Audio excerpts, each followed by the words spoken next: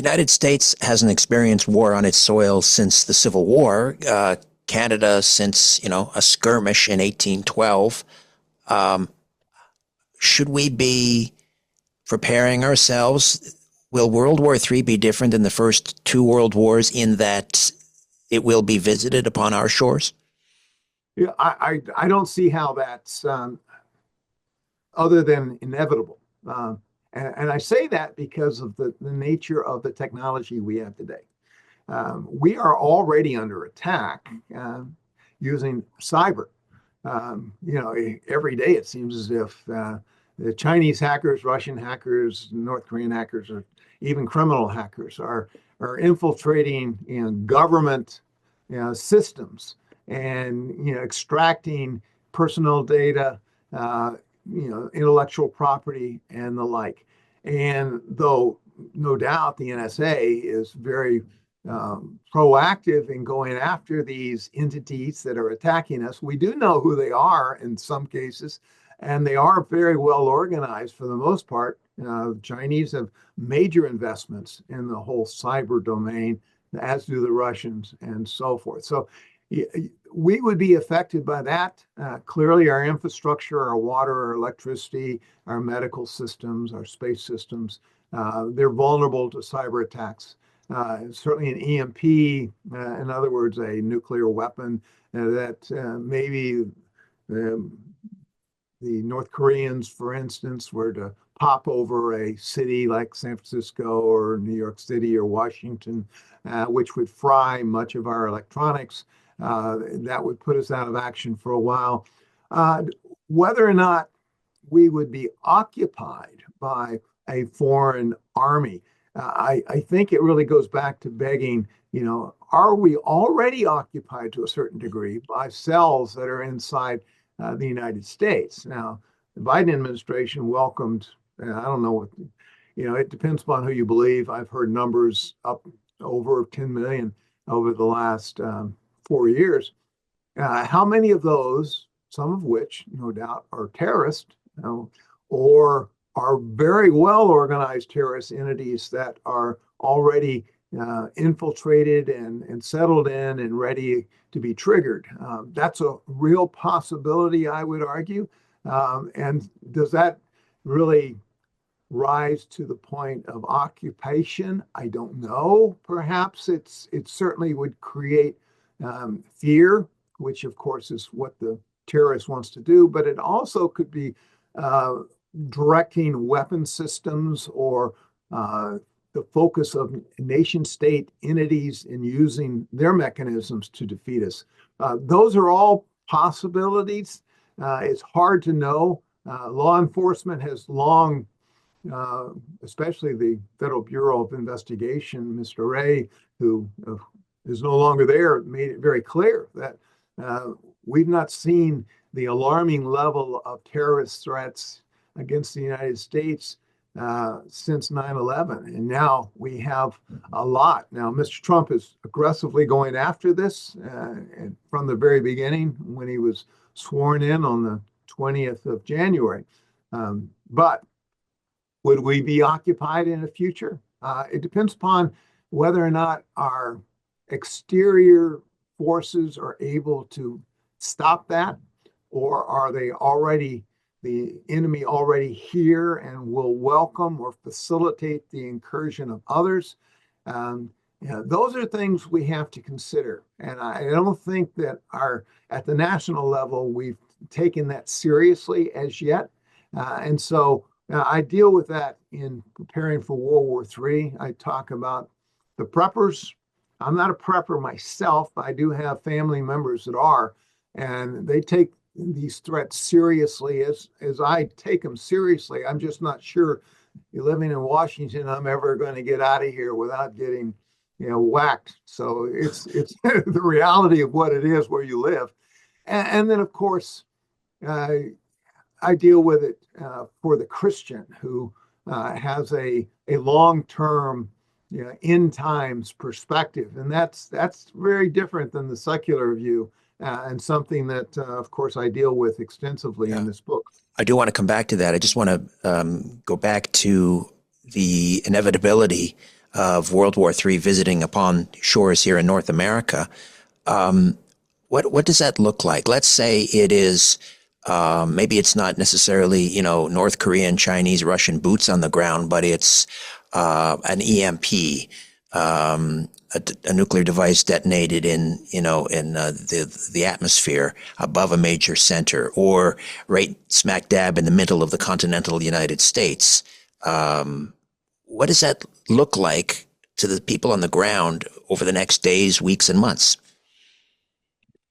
Yeah, well, there are a number of assumptions you have to make. One, obviously, where are you assuming it takes place? Are there multiple weapons? At what altitude? What's the size of the weapon that's used?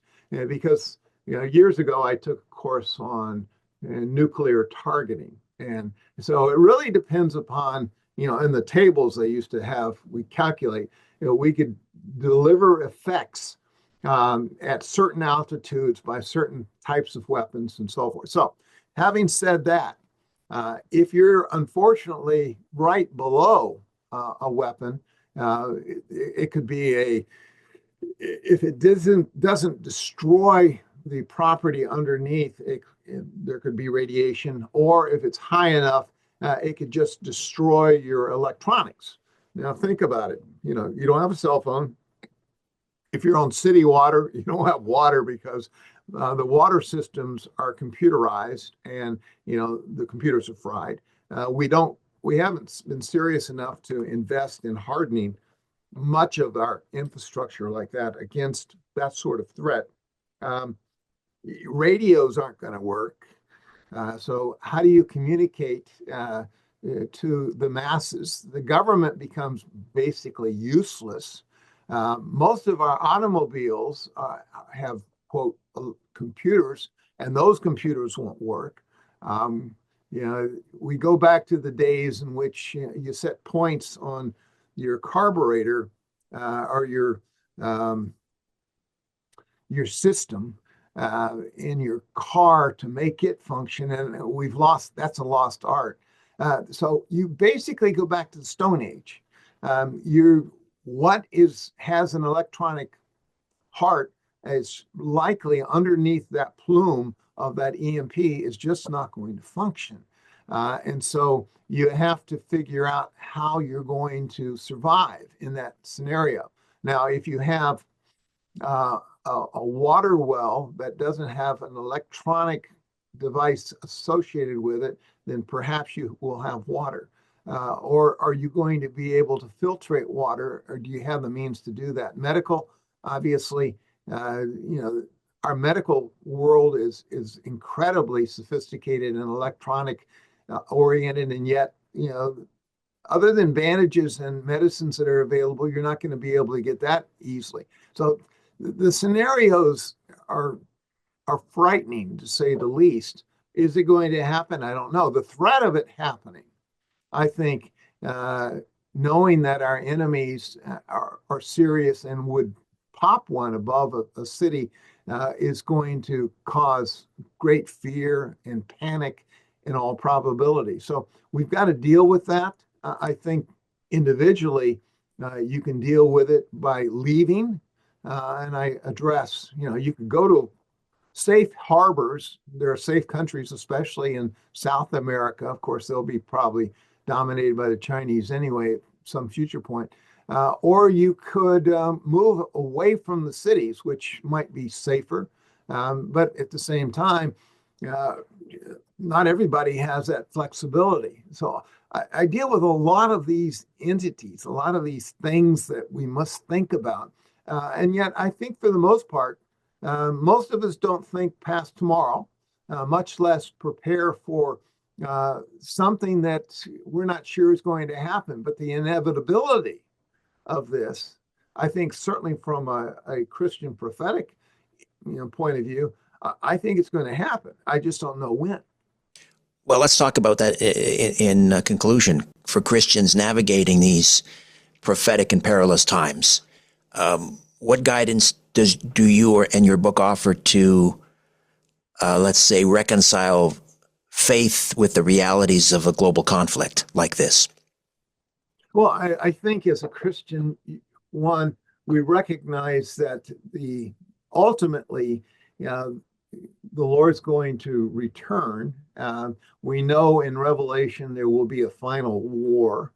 What I don't know, and I don't think anybody knows, it's certainly not encrypted in the Bible that World War I and World War II aren't even mentioned.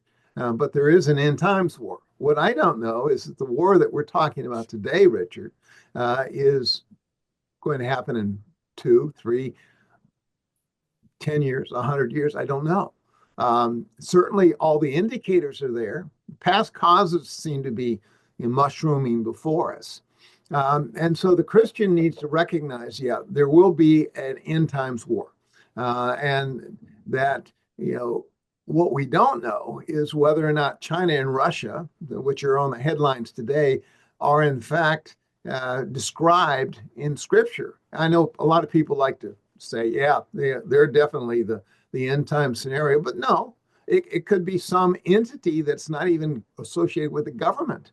It could be a major power that rises up and really uses the military or the might of nations in a some sort of confederation. I can see that as a real Mhm. possibility. I just don't know what it looks like at this point. Right. The And King so of the North, I think, is referenced. The King of the yeah, North. Yeah. What is that? it, Who is that? it could be an entity that has a power that is beyond what we currently understand as nation states.